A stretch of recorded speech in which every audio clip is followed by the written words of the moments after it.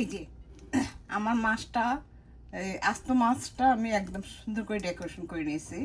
এটা অবশ্য আমার ঘরে আমরা আমাদের খাওয়ার জন্য। তো ভাবলাম যে আমরা যখন খাবো এটা সুন্দর করে, আমি অবশ্য সবসময় একটু ডেকোরেশনটা সুন্দর করে টেবিলের উপর দেওয়ার চেষ্টা করি, যাতে সবাই দেখে দেখে সবাই তাদের দেখে অর্ধেক মানে পেট ভরে যায়। তো পেটের সাথে সাথে মনটাও ভরে যায়। আসলে যে কোনো জিনিসই আমরা যদি পরিবেশনের আগে যদি একটু সুন্দর করে সাজিয়ে দেই, তাহলে দেখতেও ভালো লাগে, খেতেও ভালো লাগে, আর মনটাও খুব মানে ভালো হয়ে যায়। আমার তো এই মানে দেখার সুন্দরটা, আমার খাওয়ার স্বাদ তো আছেই, তারপরেও দেখার সুন্দরটাকে আমি অনেক প্রাধান্য দিই। তো আপনারাও এইভাবে আমার মতে এই প্রাধান্য দেওয়ার চেষ্টা করবেন। আর একটা জিনিস সুন্দর করে খেলে বা সুন্দর করে যদি আপনারা খান, তাহলে দেখতেও ভালো লাগে, আর সবাই পছন্দ মানে খুশিও হবে। তো এইভাবে যদি আপনার ডেকোরেশন করে যদি টেবিলের উপর দেন, টেবিলটাই কিন্তু আপনার মানে উজ্জ্বল হয়ে যাবে। তো যাই হোক, তো আমার এই আইটেমটা আপনাদের কাছে কেমন লেগেছে আপনারা কমেন্ট করে আমাকে জানাতে পারেন। এবং আপনারা আমার ভিউয়ার্সরা এত সুন্দর সুন্দর কমেন্ট করে, যে কমেন্ট দেখলে আমার কাজের প্রেরণা আরও বেড়ে যায়। তো কাজে আমাকে এভাবে আপনারা সবসময় উৎসাহিত করবেন। তো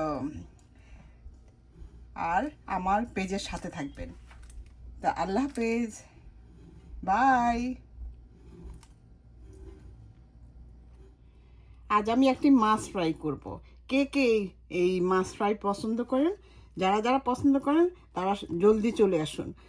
এই মাছটা, এটা হলো তেলাপিয়া মাছ। এটাকে আমি ভালোভাবে পরিষ্কার করে ধুয়ে ভিতরে যত ময়লা আছে, এই যে ময়লাগুলি পরিষ্কার করে আমি দেখুন এইভাবে ছুরি দিয়ে এই এভাবে একটা কেটে একটা সুন্দর দেখা যাওয়ার জন্য একটা ডিজাইন করে নিয়েছে, যেহেতু মাছ বড়, যাতে একটু হলুদ মরিচ লবণগুলি ঢোকে, সেই কারণে আমি দুই পিঠে একই সিস্টেমে আমি এরকম কেটে নিয়েছি।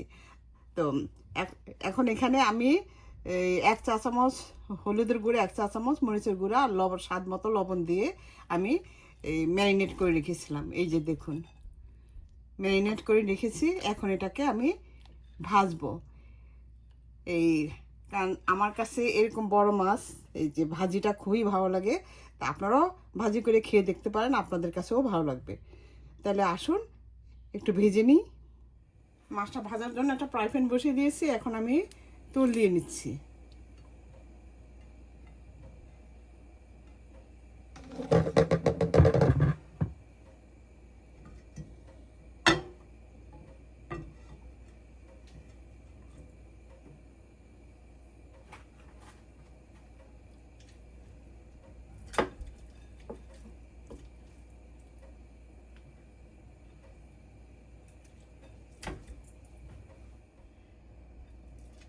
এই যে এখন আমি মাছটা দিয়ে দিচ্ছি।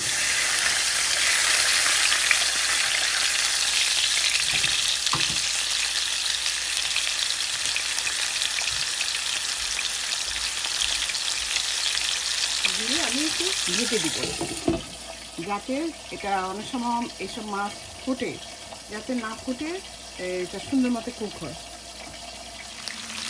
এই যে এক পিঠ উঠিয়ে দিয়েছি, অপর পিঠ হয়ে গেলে পর তারপর আবার উঠিয়ে দেবো। যে মাছ ভাজার জন্য আমি এই পেঁয়াজ আর কাঁচামরিচটা একটু ভেজে নিচ্ছি। এটা সুন্দর করে আমি এগুলো দিয়ে আমি ডেকোরেশনটা করে নেব।